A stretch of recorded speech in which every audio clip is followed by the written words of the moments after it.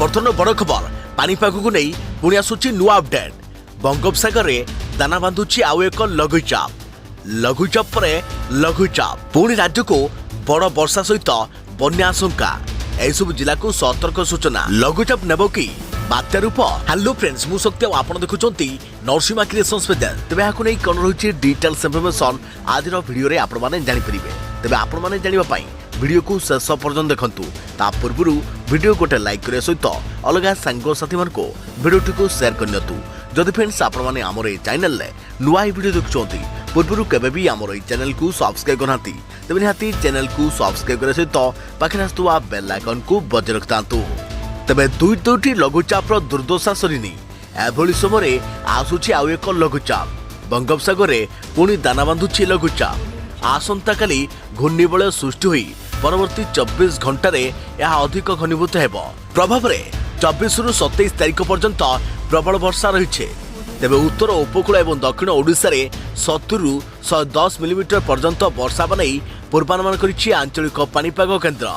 सेहिभଳି 24 रे बालेश्वर मयूरभंज और केन्दुझर रे प्रबल वर्षा पई येलो अलर्ट जारी कर जायछि। आज बालेश्वर मयूरभंज एवं केन्दुझर रे प्रबल वर्षा होई पारे। तेबे येलो अलर्ट जारी कर जायछि। 24 तारिख रे वर्षार परिमाण एवं विस्तृति वृद्धि पेब। तेबे एथि सहित बालेश्वर भद्रक जाजपुर केन्द्रापड़ा सह 17 जिले में वज्रपात जनित वर्षा बनै सतर्क सूचना जारी कर जायछि। तेबे सेहीपरि 25 तारिख में वज्रपात सहित प्रबल वर्षा नहीं 14 जिला को सतर्क कर जायछि। लघुचाप नहीं पानीपाग केन्द्र पक्षरु स्पष्ट कर जाई नथिले मध्य प्रबल वर्षा नहीं आकलन कर जायछि। तेबे म्यांमार एवं यार आखपाखरे मेघ खंड एकाठी होथारु लघुचाप संभावना अधिक रही। 1 जून 2022 रु 21 अगस्त 2022 मध्य राज्य में 934.2 मिलीमीटर वर्षा रेकर्ड कर जायछि, जहाँकि यही समय स्वाभाविक वर्षा 811.9 मिलीमीटर तुलन में 15% अधिक रही। बौद्ध 62%, कंधमाल में 73% स्वाभाविक ठारू अधिक वर्षा रेकर्ड होइछे। तेबे देवगढ़ में 40%, ढेंकानाल 29%, जगतसिंहपुर 21%, नयगढ़ 22%, नुआपड़ा 20%, कोरापुट 30%, रायगड़ा 33% एवं गजपति में 20% स्वाभाविक ठारू अधिक वर्षा रेकर्ड होइछे।